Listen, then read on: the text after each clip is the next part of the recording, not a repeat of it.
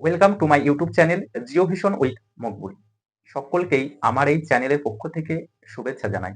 আজকের যে বিষয়গুলির আপডেট আপনাদেরকে জানাবো তা হলো মাদ্রাসা সার্ভিস কমিশনের গ্রুপ ডি নিয়োগ মামলার আপডেট।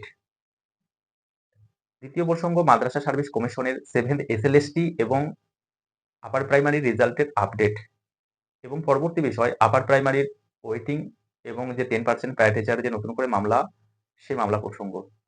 তো তার আগে আমার সমস্ত বন্ধুদের কাছে আমার একান্ত অনুরোধ, যারা চ্যানেলটিতে নতুন অবশ্যই চ্যানেলটি সাবস্ক্রাইব করে সঙ্গে থাকবেন। আর যে সমস্ত বন্ধুরা অলরেডি আমার চ্যানেল সাবস্ক্রাইব করে নিয়েছেন, ওয়াচ করছেন ধৈর্য ধরে, তো সেই সমস্ত সম্মানীয় বন্ধুদেরকে আমার অসংখ্য ধন্যবাদ।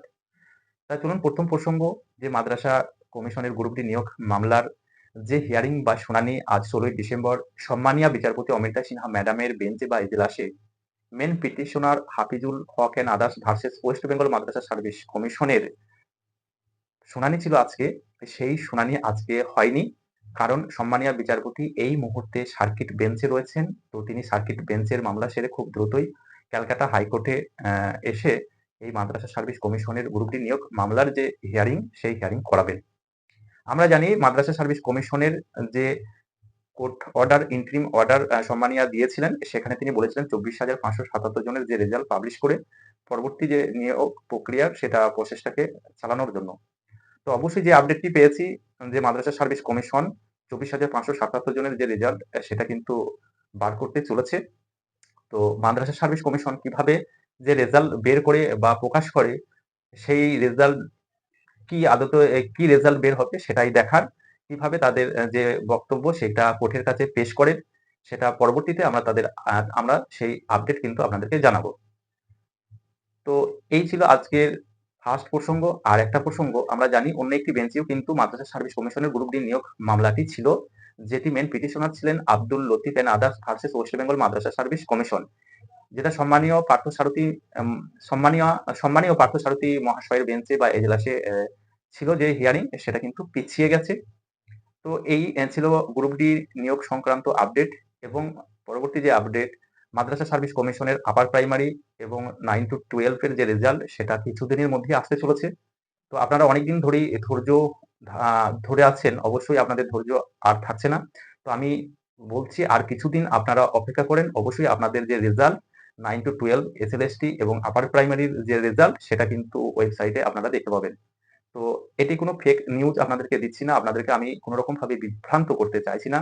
আপনারা আর কিছুদিন ওয়েট করুন, নিশ্চিত আপনারা আপনাদের 7 এসএলএসটি রেজাল্ট, সাবজেক্টের যে রেজাল্ট সেটা আপনারা দেখতে পাবেন। তো এই ছিল আজকে মাদ্রাসা রিলেটেড আপডেট বা প্রসঙ্গ। এরপরে আসি আপার প্রাইমারির যে আপডেট, সে আপডেট। তো আপার প্রাইমারির ওয়েটিং প্রার্থীদের আবার সুখবর চলে এসেছে। যে সমস্ত ওয়েটিং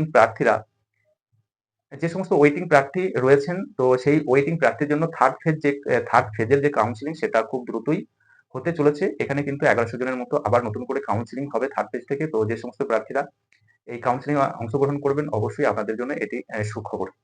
তো এরপরে চলে যাই, যে আমরা জানি আপার প্রাইমারির যে এসএলপি একটা সুপ্রিম কোর্টে হয়েছিল, সেখানে সিট আপডেটকে কেন্দ্র করে।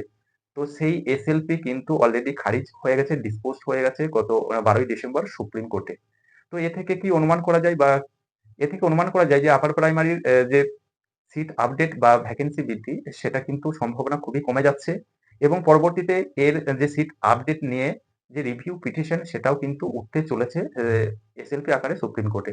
দেখা যাক পরবর্তী যে এসএলপিতে কি উঠে আসে সুপ্রিম কোর্ট থেকে, সিট আদৌ কি বৃদ্ধি হবে না খারিজ হয়ে যাবে মামলা, সেটা পরবর্তী আপডেট যখন আসবে সেটা আপনাদেরকে জানিয়ে দেব। পরবর্তী আপডেট, যে 10% প্রায় টিচারদের মধ্যে আমরা জানি যে কমিশন 10% প্রায় টিচারদের 1872 জনের যে একটা নামের তালিকা বা লিস্ট সেটা পাবলিশ করেছে। তো সেই তালিকার মধ্যে কয়েকজন 10% প্রায় টিচারদের মধ্যে আছেন, কিন্তু তাদের নাম না থাকার জন্য তারা কোর্টের দ্বারস্থ হয়েছেন।